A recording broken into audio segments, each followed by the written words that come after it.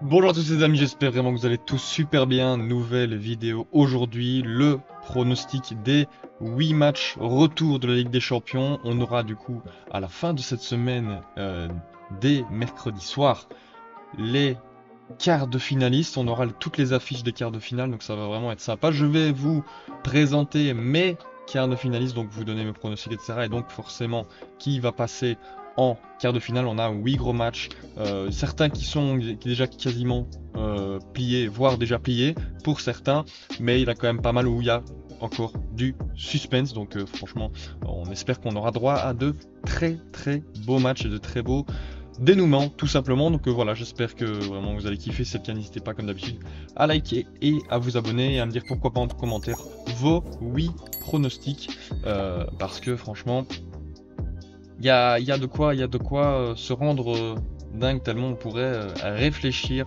à tous ces matchs. Le premier qui se jouera mardi à 18h45, le FC Barcelone face à Benfica. Le match aller qui s'est clôturé sur une victoire barcelonaise à l'extérieur, alors qu'ils étaient réduits à 10 à cause de l'exclusion de Koubarsi.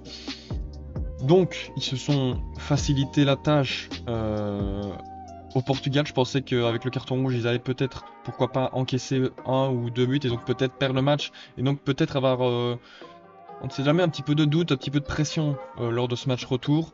Finalement, je pense qu'avec le but qu'ils ont en avance,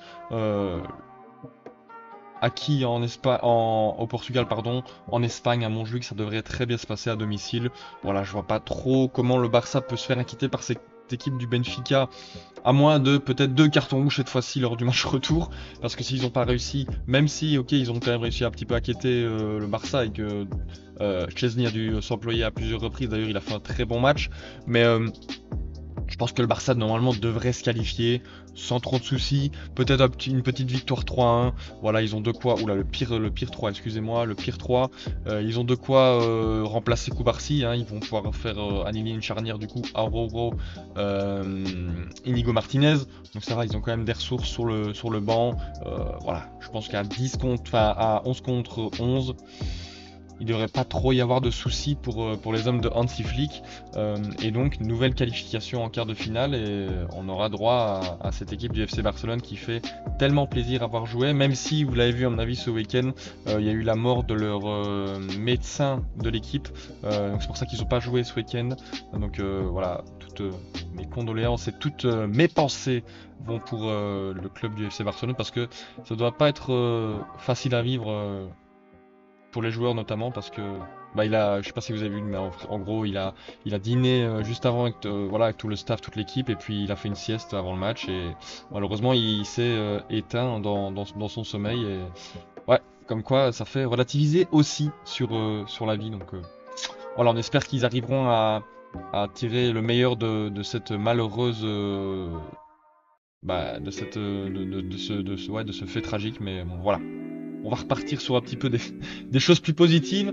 Forcément, le plus gros match de ces huitièmes de finale, j'en ai fait une vidéo dédiée, pronostic Liverpool-Paris Saint-Germain. Donc, je vous la conseille si vous voulez plus de détails, etc. Je vous la mets en fiche juste ici, au-dessus, à droite. Si vous êtes juste là pour le score, je vais vous le donner tout simplement, sans trop du coup d'arguments et de développement, parce que ils y sont dans ma vidéo. Je vois un match nul entre Liverpool et le Paris Saint-Germain. J'ai essayé d'être le plus objectif possible en sachant qu'au vu du match aller, je voudrais en tout cas que le Paris Saint-Germain arrive à se qualifier à Anfield. Malheureusement, je pense pas que Liverpool fera deux fois un non-match d'affilée, surtout quand c'est à Anfield à la maison. Donc je vois voilà, un match nul, donc qualification en tout cas de Liverpool. Mais je pense que le PSG peut réaliser l'exploit de revenir et de rebattre, enfin de rebattre en tout cas sur le plan tactique, et donc enfin d'inscrire des buts face à Liverpool. Mais la tâche évidemment sera compliquée pour les hommes de Luis Enrique. Inter Feyenoord, l'Inter Milan qui a fait le job aux Pays-Bas, victoire 0-2 là-bas, voilà, but de Martinez et but de Thuram, les deux buteurs ont inscrit leur but chacun, donc voilà, ils sont en plutôt bonne posture, mais attention quand même, le Feyenoord, ils étaient venus aussi au stade de Giuseppe Meazza pour battre l'AC Milan cette fois-ci. Est-ce qu'ils vont récidiver? Ça m'étonnerait quand même. L'Inter Milan, c'est quand même une bonne équipe, surtout défensivement, donc aller marquer 3 buts à l'Inter, ça me paraît compliqué, ça me paraît une chose difficile, donc je vois quand même une victoire normalement sans trop de soucis de la part des hommes de Simone Inzaghi, potentiellement peut-être allez, pourquoi pas un petit 2-1, allez, quand même un petit but pour le Feyenoord, même s'ils ont beaucoup de blessés, ça me semble compliqué. On va mettre un petit 2-1, victoire interiste, voilà, tranquille. Voilà, ils ont les ressources, ils ont le banc, voilà, ils ont tout, ils peuvent même, je pense, un petit peu se permettre de faire un peu tourner peut-être en deuxième, donc pourquoi pas un petit but de Feyenoord à ce moment-là pour peut-être relancer l'espoir côté Pays-Bas. Alors là, peut-être un des matchs aussi où il y a le moins de suspense, malheureusement, d'ailleurs, parce que on aurait cru à plus de suspense, surtout dans ce match. Le Bayern Munich face au Bayer Leverkusen, match aller s'est clôturé sur un 3-0 pour les Bavarois. Les hommes de Vincent Kompany ont été tout simplement meilleurs que le Bayern. Euh, voilà, le premier but intervient très rapidement. Après 8 minutes de jeu, Harry Kane sur un superbe centre d'Olysée vient marquer son premier but du match. Puis, sur une erreur du gardien, ça c'est malheureux, voilà, petite erreur, il relâche le ballon dans les pieds de Jamal Musiala, 2-0. Là, le job est quasiment terminé. Et puis à 3-0 sur un penalty marqué par, évidemment, l'anglais Harry Kane pour son doublé dans ce match. Voilà, il vient peut-être déjà terminer les espoirs. Voilà, ouais, je sais pas s'ils ont vraiment de l'espoir de revenir. C'est quand même une super bonne équipe de la part des hommes de Xabi Alonso. Est-ce qu'ils vont créer l'exploit? Ça me paraît quand même compliqué. Pourquoi pas peut-être. Le plus probable, c'est peut-être de faire un 3-0 également et d'arracher les prolongations. Mais même là, ça me semble compliqué. Parce que, à mon avis, bah, voilà, avec 3 buts d'avance, ils vont savoir gérer leur avance. En plus de ça, les deux équipes ne sont pas tellement rassurées parce que tous les deux défaites en Bundesliga, notamment le Bayern après avoir mené 2-0 et puis s'est fait réduire à 10. Ils ont pris une petite remontada 2-3 face à Bochum et Leverkusen ils ont perdu, je ne sais plus face à quelle équipe, mais ils ont perdu également. Donc voilà, ils sont pas trop en confiance en ce moment, les hommes de Xabi Alonso. Donc peut-être on va peut-être mettre un match nul, je dirais peut-être un petit ouais, score nul, 1-1. Voilà, le travail est fait côté Bayern, ils vont pas trop pousser je pense, ils vont juste voilà, jouer leur jeu tranquillement et pas trop se découvrir, pas prendre de risques. C'est Leverkusen qui doit prendre les risques, donc pourquoi pas Bayern qui jouerait plus en transition, peut-être potentiellement. Après, c'est à voir et bon, je pense qu'avec l'avance de 3 buts, il devrait normalement s'imposer sans trop de problèmes et donc se qualifier en quart de finale. Lille-Dortmund, le deuxième club français qualifié en huitième, qui est pour moi en meilleure posture que le Paris Saint-Germain, parce qu'ils ont réussi à garder, garder le nul là-bas en Allemagne. Lille du coup qui arrive chez eux, face à Dortmund un peu en difficulté, défaite aussi ce week-end en Bundesliga. Lille, eux, ils ont gagné face à je ne sais plus quelle équipe ils ont gagné face à qui encore. Lille, je ne sais plus. Ah mais j'ai un trou de mémoire. Enfin bref, voilà, ils ont gagné 1-0 je crois leur match, ce qui leur a fait grapper au classement, etc. Donc ils sont plutôt bien. Ils ont récupéré quelques blessés, Cabella, etc. Voilà, ça va leur faire du bien aussi d'avoir des hommes en plus pour appuyer face à cette défense de Dortmund. Après attention, on sait jamais, Dortmund, on sait qu'ils ont des joueurs de qualité, Guirassy, Adeyemi, etc., Julian Brandt évidemment, voilà, ils ont des joueurs pour faire peur, donc attention à cette équipe lilloise, parce que Dortmund, à mon avis, aura la rage de venir les battre, tout simplement, chez eux. Maintenant, je pense que les Lillois, ils peuvent vraiment se qualifier. Moi, j'y crois en tout cas. Donc, je vois une victoire 2-1 pour les Dogs. Je pense que franchement ils peuvent le faire. C'est une équipe de Dortmund qui est fébrile.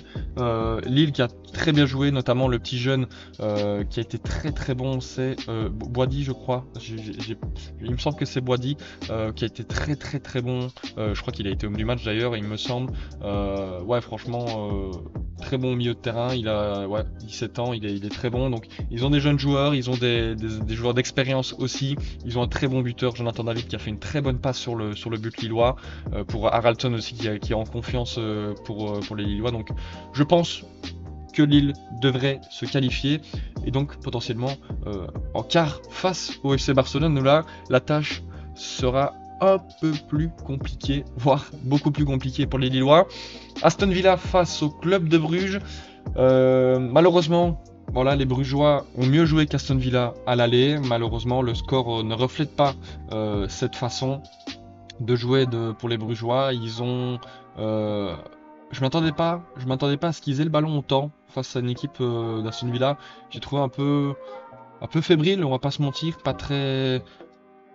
Je m'attendais un peu plus d'engagement, de prise de risque aussi, parce que bah voilà, c'est quand même une équipe d'Angleterre avec des très bons joueurs dans tous les parties du terrain, mais pourtant ils se sont fait manger pendant près de 40 minutes après l'ouverture du score, après 2 minutes de Bailey. Bruges revient très très très bien et un but de Kuiper sur un très bon travail côté gauche de Tsolis.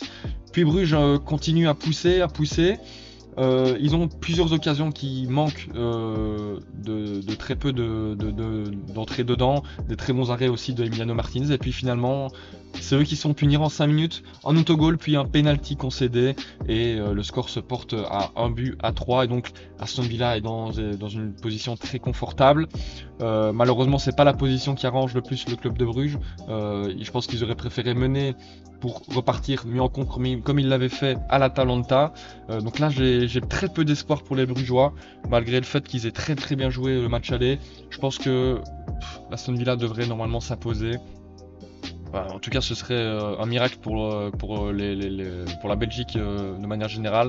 Je vais mettre une victoire. Quoique, ouais, j'hésite entre un match nul et une victoire d'Aston Villa. Je vais quand même mettre, allez, pour le football. Voilà, on va mettre une petite victoire 2-1 parce que, ben, forcément, ça va être à Bruges de faire le jeu. Ils sont pas le meilleur là-dedans, surtout face à des cadors européens en championnat belge. Évidemment que c'est à eux de faire le jeu parce que c'est l'une, voire peut-être la meilleure équipe du championnat. Mais là, face à des grosses équipes en huitième, c'est peut-être un petit peu, la marche est peut-être trop haute pour se permettre de faire le jeu et de marquer. Donc voilà, malheureusement c'est comme ça. Là c'est peut-être le match où il y a le match suspense. Je vais vous épargner de mettre les 8 buts parce que bon, ça va faire long. Surtout que bon, la qualification, elle est faite. Là, si le PSG arrive à se qualifier, je pense qu'on est sur le plus gros exploit de la décennie, voire du siècle en football. Voilà, je vais aller. Même le score, il n'est pas tellement important parce que bon, ils sont déjà qualifiés. Mais si je devais en donner un, je vais peut-être donner une victoire.